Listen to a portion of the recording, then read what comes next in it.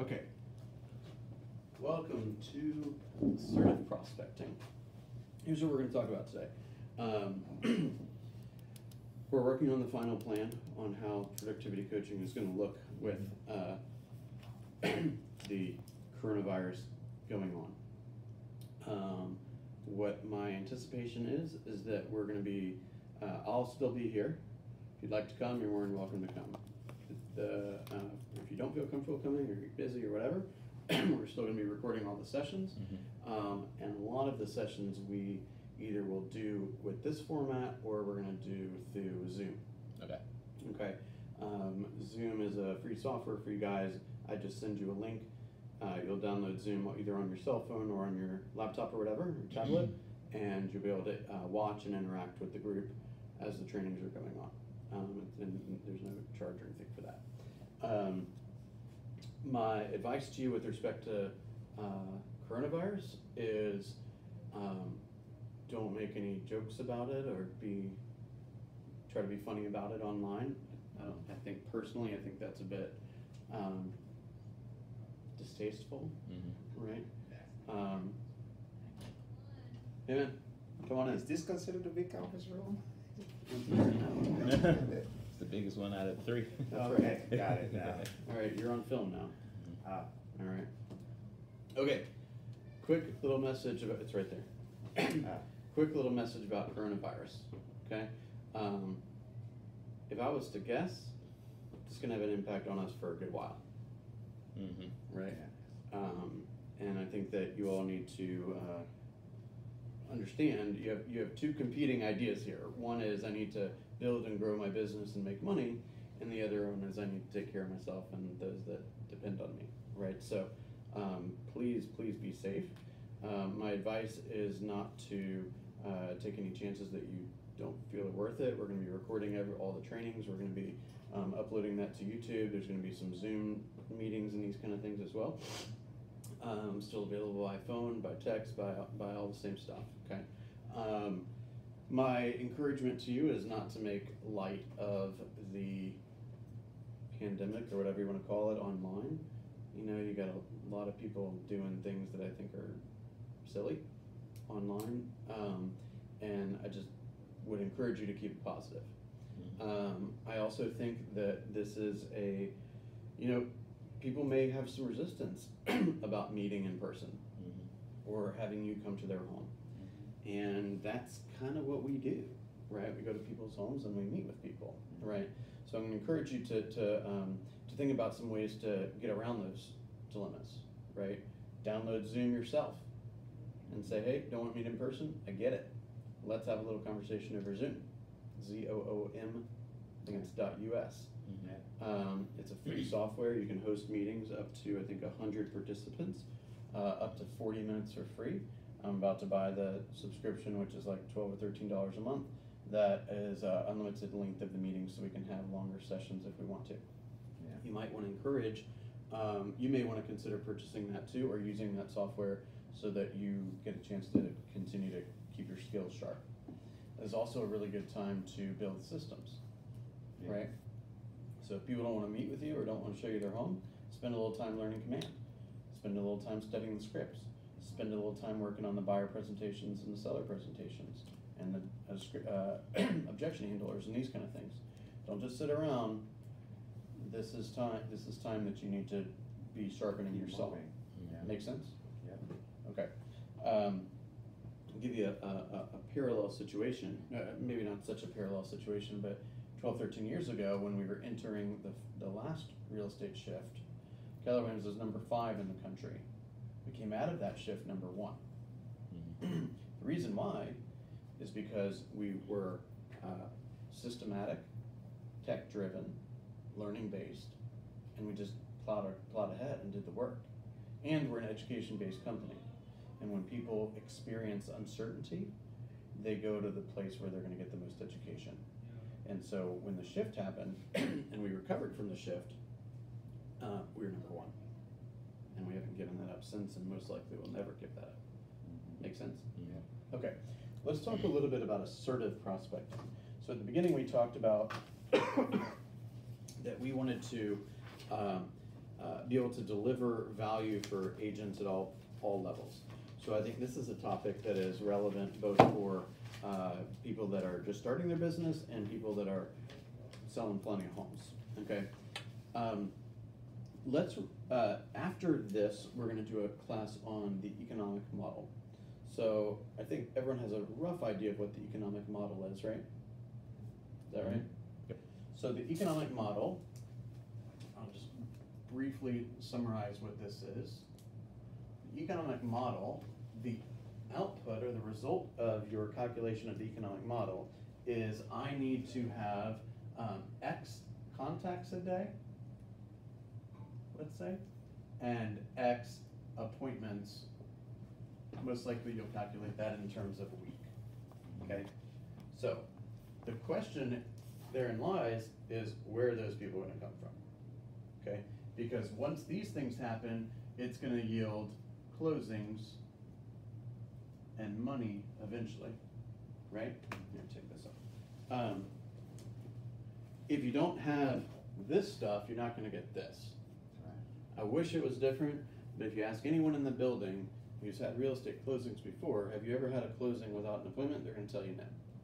Okay, so this is the first model. The next model is gonna say, the lead generation model, where are those leads coming from?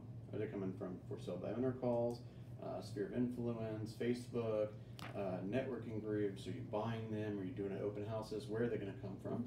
Where are you gonna have these interactions and these contacts about real estate? And what processes are you gonna take from having a conversation with them to booking them for an appointment where they sit there and listen to you for half an hour, Mm-hmm. and make your pitch to turn into contracts and closings. Make sense? Yeah. So, we called it assertive prospecting because we know that the quality is in the quantity. Now, I'm not mandating that each of you buy a fancy headset and go become telemarketers, but I will tell you that the more conversations you have about real estate, the more money you're gonna make, right? So if you wanna have, let's say Charleston, you're like, not for me, I'm gonna go find people more organically, if you will, right? And you end up having 5 conversations about real estate a day, and Tevin, you take the opposite approach and you say, that's fine with him. He can run whatever play he wants to run, but I'm gonna run a different play. I'm gonna go and ask a bunch of people if they want, you know, boom, boom, boom, boom, boom, boom, boom. Want to buy or sell real estate, blah, blah, blah. Here's what I can do. Let's set an appointment. Let me have your contact information. Let me give you the app, all that. Mm-hmm. And you're going to have more quantity, more quality will show up, right? Right. If I want to go on a date tomorrow night with somebody and I ask one woman and she says no, I ain't going on a date. Right. But if I ask 100 women, you think somebody's going to say yes? At least one day.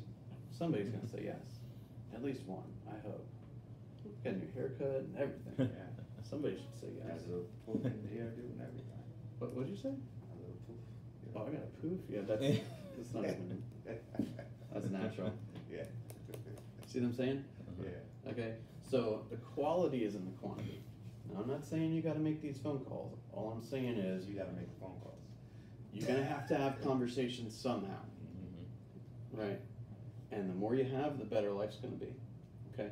So I would say that your most common forms of assertive prospecting are gonna be for sale by owners, expireds, and circle prospecting. Okay, so let's go through some of the tools that we're gonna need if we're gonna be an assertive prospector, okay? Number 1, you're gonna need the data. Number 2, you're gonna need some scripts. Number 3, you're probably gonna need, obviously you're gonna need the time to do it, right? Time block the when in your calendar it's gonna happen, right? Then you're gonna need, because you're probably gonna get some appointments pretty quickly, you're gonna need to make sure that the things that you're gonna need anyway, which are like market knowledge, contract knowledge, buyer presentations, seller presentations, you need to work through that. You need to go ahead and get those organized. This is a great time to do it, okay? The more time that you allow to go by before you're prepared with what to say and how to say it, the more reluctant you're gonna be to go talk to a ton of people. Right. Once you have these things figured out and ready and colorful and organized, you're gonna be a lot more confident and be willing to go make a bunch more calls. Make sense? Yeah. Okay, so you're gonna need the data, so we'll go through these one by one. You're gonna need the scripts, right? You're gonna have to have an appropriate mindset. Okay, you're gonna need a tracking system. You're also gonna need a follow-up system. You're probably gonna need some piece of, let's call it a carrot, like some kind of thing. What are you offering? What's your value? Mm-hmm. Right? What is the value? By the way, the value could be a CMA of their property. The value could be your mobile app. The value could be a vendor list, right? Like a list of vendors that are related to the home, right? I got a pest control guy, I got a roofer, I got a painter, I got a landscaping guy, I got a warranty guy, you know, I've got a plumber, you know, we'll get into some language around that in a second, but that could be another piece of value, right? And then you're gonna need to develop the habit of doing this. Okay. And you probably wanna bring some accountability around it. How come you don't have the presentations and those things on that list? Or are you gonna add that later? So And the I think script. that they're not unique to, assertive prospecting, Oh, okay. right? So if you're gonna do Facebook ads or open houses, you're gonna still need those tools. Oh, what I was referring to is the. Like, what, do you have a tracking system? I see No, what you're not the saying. track, you have tracking system, but you don't have the presentations for, you know, your buyer presentation and your seller's presentation on So this. I'll give in to you. We'll put presentations here, just to kind of keep it all in the same place. Mm-hmm. Okay, we want to make sure that we are prepared to go present to people. Yeah. Right. Okay. Any questions on this? Okay. Let's go through some of these points one by one. Okay. Does everyone know what these items are? Does everyone know what circle prospecting is? I have 50 to call today, Good. Good. for open houses rather. Hmm? I'm doing that for the open house. Yeah, great. Okay. Great idea. Okay. Data. This right here is Vulcan. And this is Cole. Okay, so good for you. Lucky to be in the productivity coaching program. Those sources are free. Okay, well, they're not free, but they're free to you. Okay. Vulcan, the subscription that we have is about $360 a month. And Cole, the subscription we have is about $1,200 a year. Okay, so that's some additional value. Is it valuable? Huh? I don't know. Depends on whether you use it or not. Right? I would encourage you to have some form of assertive prospecting in your tool belt. I don't necessarily think you have to only do assertive prospecting, but the more confidence you have, once you book a couple of appointments and once you get some paperwork signed and once you get a listing pending and a listing, you know, like once you have a closing, your whole attitude changes. You're like, I can do this, right? I can list property and sell it. I can help a buyer buy. I can deal with an objection. People want to work with me. Know what I'm saying? Okay, so I would dedicate at least a couple hours a week to giving these things a shot. Okay, so data, we've got that checked off. Scripts. The Ignite scripts are in the Google Drive, and I believe I have one or two other script books in the Google Drive, and there are scripts everywhere. Okay, so quick note on scripts: they're written for a reason, the way they're written, with the appropriate pauses where the pauses need to be, the appropriate upswings and downswings, right? Say, Charleston, you ready to sign the contract? What does that sound like? Sounds like if you were ready, maybe you should reconsider, right? Charleston, now's the time to sign the contract. Right How's that words. sound? That's- Same words, different tone, different emphasis, right? Do you upswing the word? You ready to sign the contract? Well, I thought I was, but maybe you're introducing some doubt. Maybe I shouldn't be ready. Or Charleston, time to sign the contract. One sounds like you would be a fool to do it, one sounds like you would be a fool not to do it, right? You see that? So not just the words you use, it's how you say them, how you say it, right? So, if you have any questions about scripts, let me know. We're gonna have a class next week about scripts, and you can reach out to me at any time, okay? Mindset, let's talk about this for a second. As a real estate agent, you are going to be rejected, and there's no way around it, okay? The more you get rejected, the more money you make, basically, okay? The more comfortable you get with rejection, the easier life is gonna be in this business. Let's say, for example, Charleston, that you are you're just a homeowner in a neighborhood that I happen to be calling, okay? And you have no interest in selling your home. You don't even know why you're receiving the call, okay? And you are having a bad day. Like, I had a guy tell me off on the phone the other day because I happened to call the wrong number. And I'm like, forget the person's name, is Natasha there? Who's Natasha? Who are you? I'm like, are you Natasha? Or do I have the right number or do I have the wrong number? It's like, do I sound like a woman?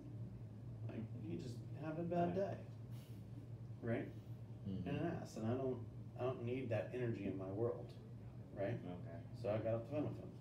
Now let's pretend that then we both decided it was time to have lunch, and we went to the same restaurant for lunch, and we happened to be in line next to each other getting a sandwich, and the guy was wearing I don't know, a Braves hat, and we have small talk because we found something that we had in common. Is it possible that the two of us could have had a great conversation there, but had a crappy conversation 10 minutes before that? Yeah, Mm-hmm. Would he even know who I am? probably not. No. Right? And would I know who he is? Right. No.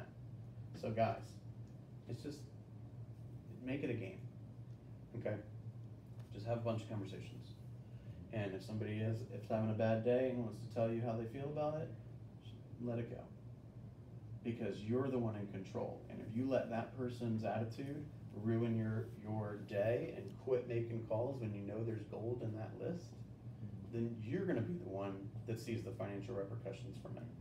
And that person you will probably never meet, and if you do, you wouldn't even know, right?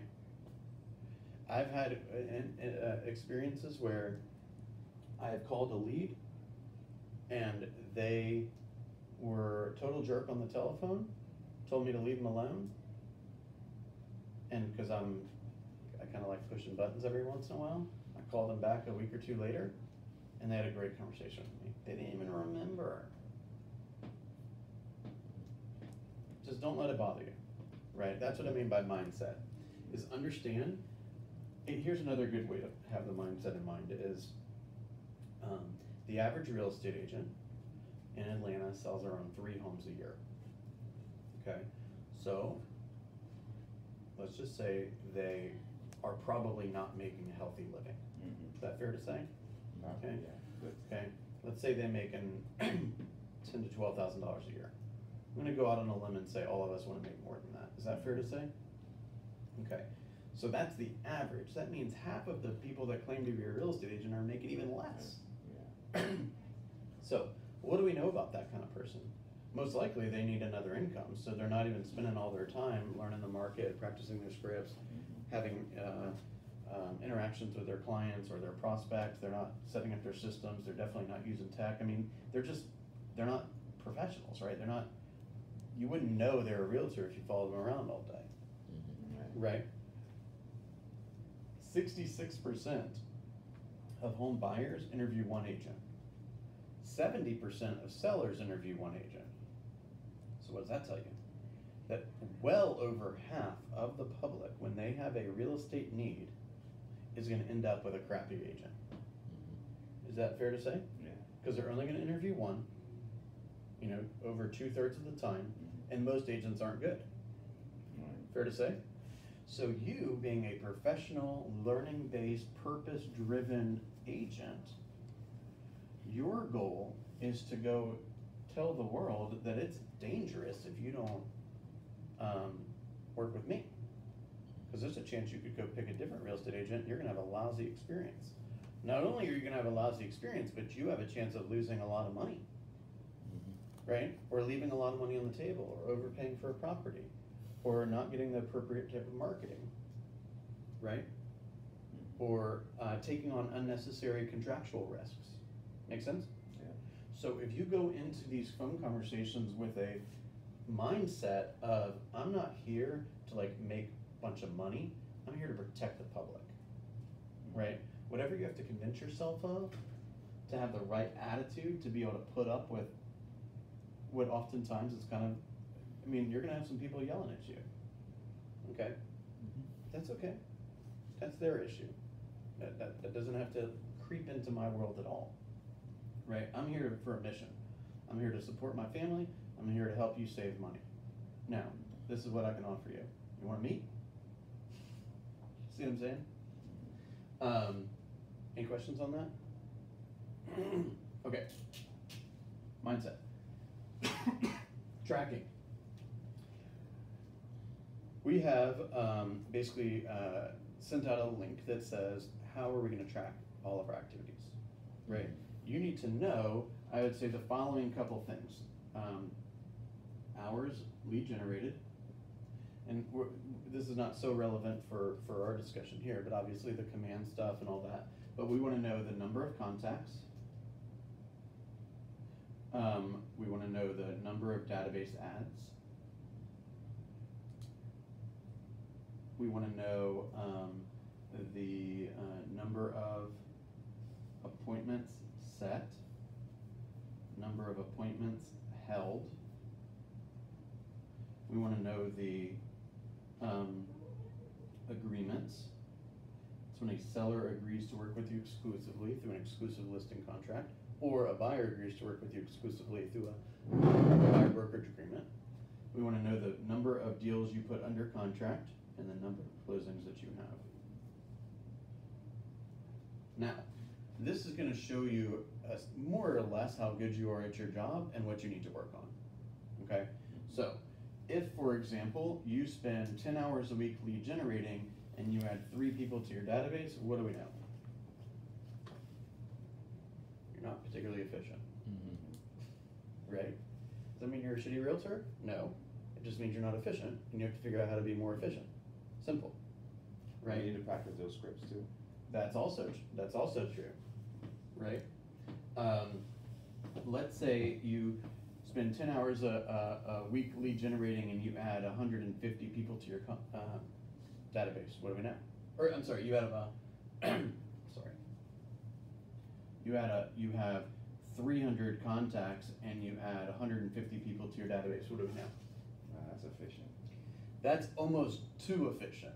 So then you got to think to yourself, like, are these quality people? Did I have enough of a conversation with them? Right?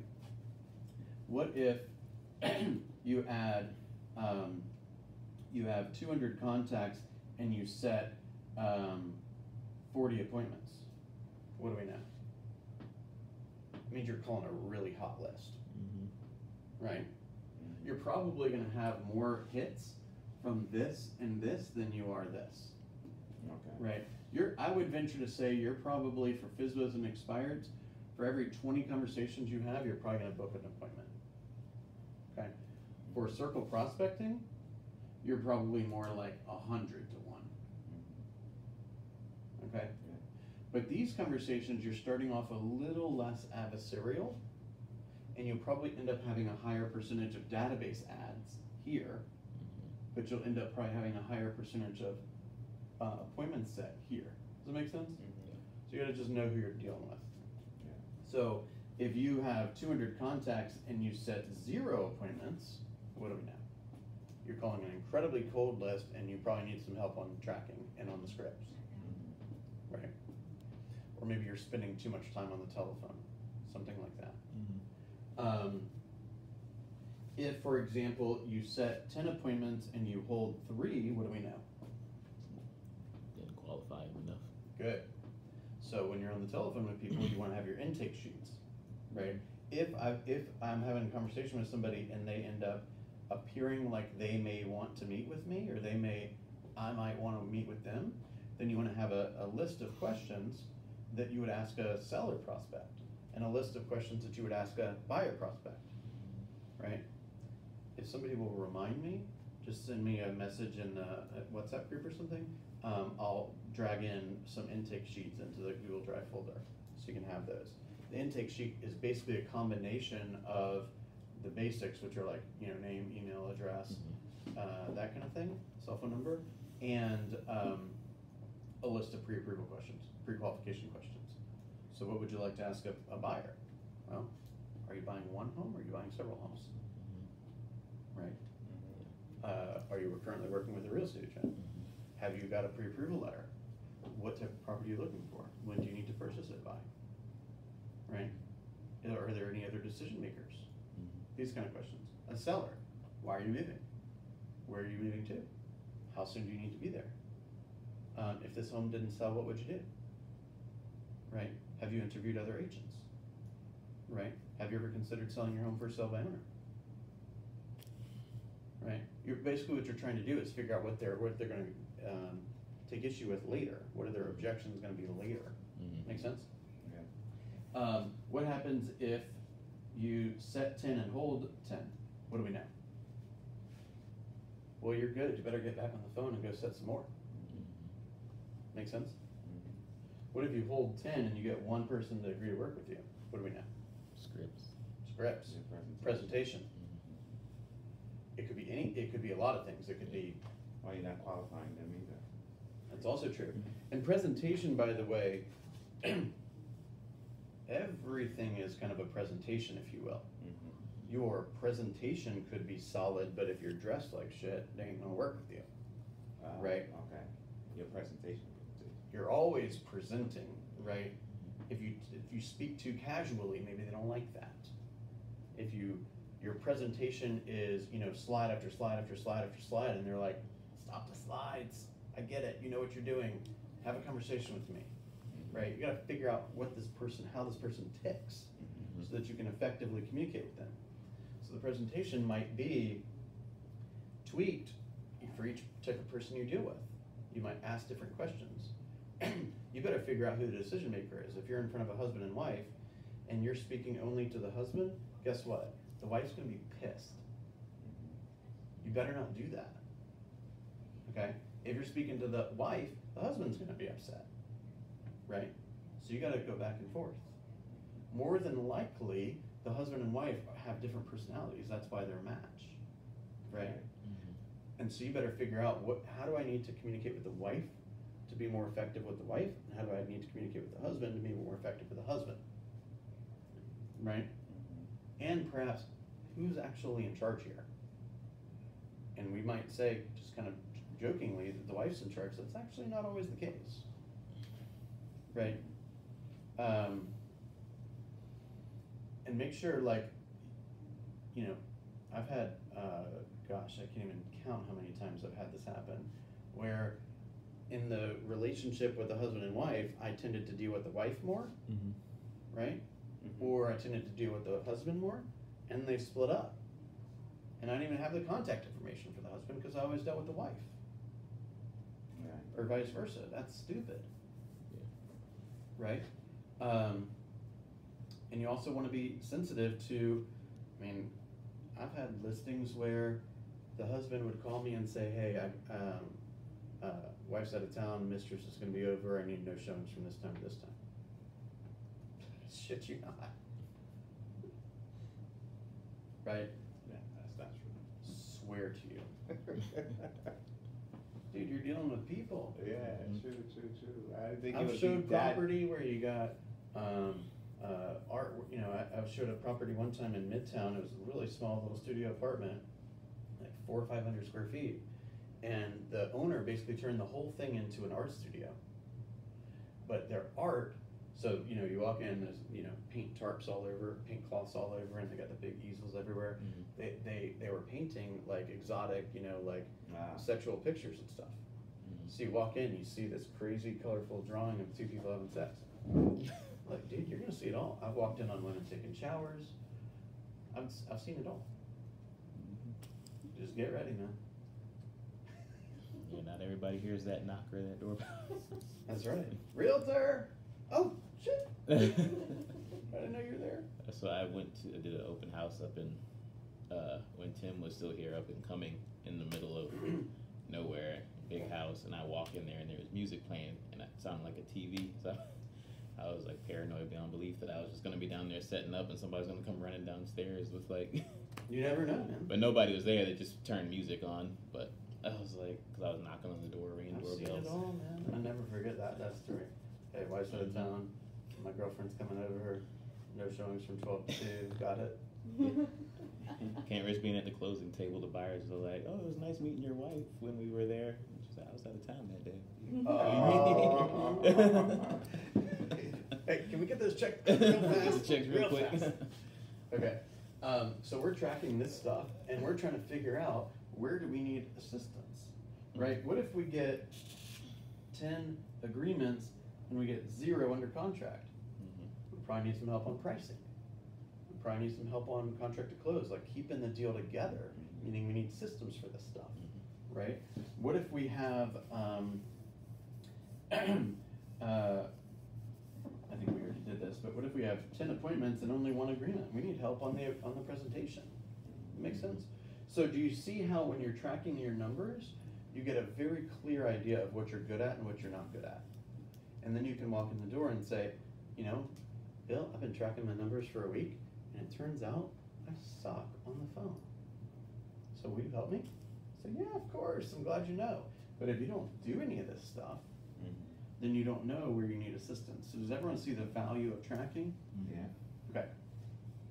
Let's talk a little bit about follow-up.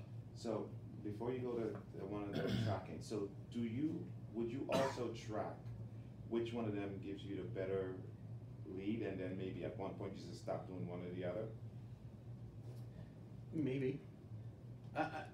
Let's not. I don't want you to get caught up too much in the weeds. The goal of all this is to spit out appointments. Okay. Right. If you don't spit out enough appointments by calling for sale by owners, or you don't like the experience of dealing with a for sale by owner, don't call them. But don't fool yourself. If you ain't got appointments, you ain't getting closings. Okay. I don't care where they come from. Okay. I have never listed and sold a FISBO. I have never listed and sold an expired.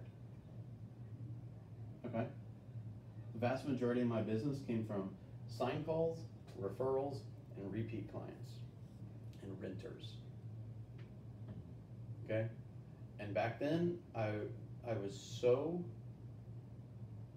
focused on never waiting another table again that I would take a renter wherever the hell they wanted to go. And when they paid me that $400 or $500 or whatever it was, $150, my lowest commission check ever was $57. Okay? I'm serious. And I was willing to do it because that guy turned, there are probably 3 or 4 clients in my database that like all grew, their tree below basically makes up my whole database. Right? So I helped this guy rent an $850 a month place. Then I got a call on that one, and that person ended up renting an $1,100 place. Then they sent me a buyer who bought a $300,000 place. Then this guy called me back and wanted to buy a $150,000 place. Then this person sent me their friend who rented a $1,500 place. Then this person ended up calling me back 3 years later and selling a $225,000 house and buying a $450,000 house. Then this person sent me her boss who was buying a $600,000 house. Then this person sent me her cousin who was selling a $550,000 house. Do you see how it could happen? And the more of this, possibly the less of this you got to do. Right? There was a time where my database basically was spitting out about 25 to 30 units a year no matter what I did. And sit on my ass and wait for it to happen.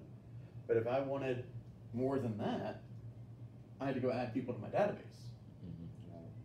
Right? So again, anytime I'm telling a story about my business, I'm not telling it to impress you or anything. I'm just sharing it that it's possible. Right? And because I was willing to do this, I got this. Make sense? There's another house, 10525 Morton Chase Way in Alpharetta. I'll forever be grateful for that house and that owner. okay, I would venture to say that a third of my database came from that property. I helped the owner rent it, I think 5 different times, and ultimately helped her sell it. And I have other people in that neighborhood who I've helped rent and sell, referrals all over the place from that. It's unbelievable, right?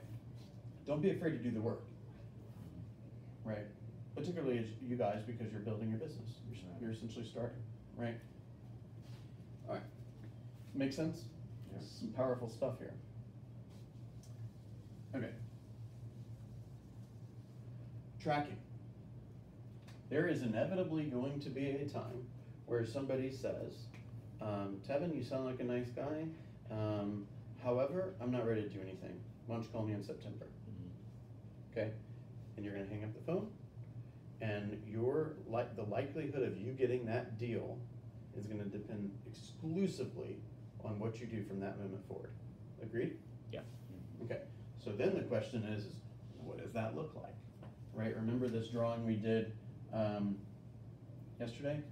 I just wanna make sure I don't go over on the next thing, but when do we say the economic model class is gonna be? 1. I think there was a 30-minute period in between. 11 to. Alright, so let's go for another like 10 minutes or so. So this is the end of the transaction. This is the 7 to 10 week period where we'll call it transaction management. This is all the lead gen, and what is this? This is follow-up, right? So within command, we're gonna set up systems and checklists for how we manage a transaction, right? This is essentially executing on all the promises we've made. This is how we take a lead, let's say that you got from Circle Prospecting, who is 9 months out, right? What do you do? What are all the steps you do in the follow-up period so that when it's time to get serious about the deal, they call you? Make sense? So what is that? So you want to make sure that whatever promises you make, they are not going to fall through the cracks. That's why we encourage you to set everything up into command and then log into command every day just so it tells you what you need to do, right? So, Tevin, I ain't ready to deal with you right now. Call me in September. What are you gonna do then?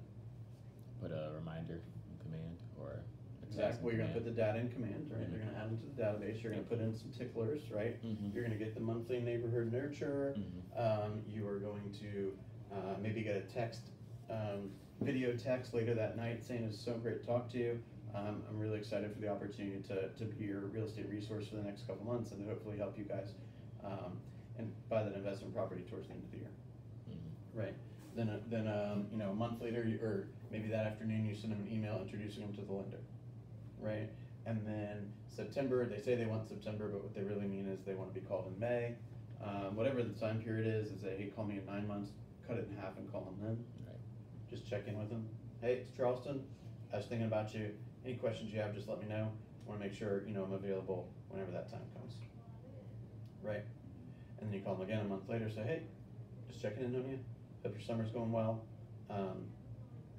We got a couple new loan products available. We got a cool app I could share with you. Just give me a ring back. I'll share it all. That kind of stuff, right? Now, if you do that, you're the more of the this stuff you do. This is done with frequency and intensity. Intensity would be like how direct you are, if you will.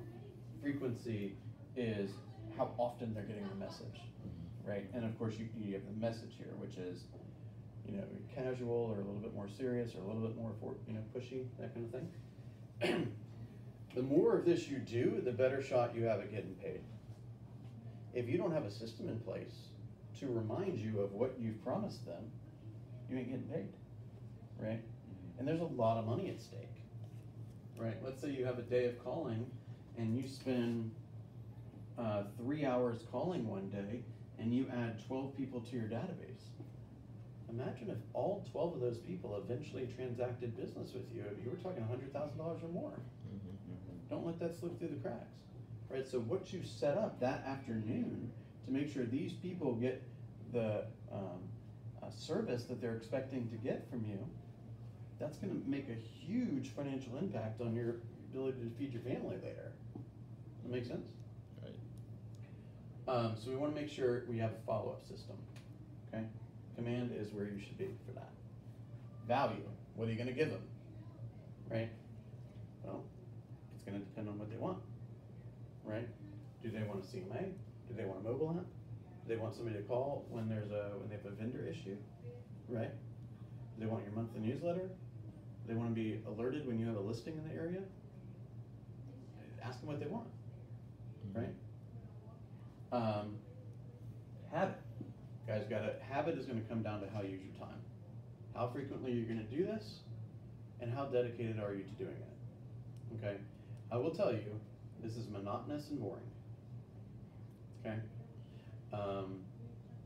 So are a lot of things, right? So is lifting weights. So is practicing your basketball shot. How many times do you think LeBron James has practiced his basketball shot? Millions. Millions. How many times have you? My basketball shot? Thousands. Exactly. That's why you ain't on the Lakers. Well, I don't have the talent either, but still. Well, if you had practiced him a lot more, if you had practiced as much as him, you might be, right? Could be. Now you have to be willing to put up with the monotony of success. If you do this for a week and you have mediocre results and you quit and say, "Oh, calling people ain't for me," I don't know. Is going to the bank good? Do you like doing that? You see what I'm saying? So you gotta have the habit and be focused on knowing that if you do this, it will result in money. If you do not do this, it will result in either no money or less money, right? And it's not all about money, but I will tell you something that I heard from Kanye West. Having money isn't everything, but not having money is everything, right? And I'll be the first to tell you, I'm not here for the money, right? And if you've interacted with me for any extended period of time, you probably know that that's not my focus, right? And more so it's about being with my family and these kind of things, right? But I will tell you, you're not going to get that if you don't do the work. And so you got to do the work, okay? And then accountability.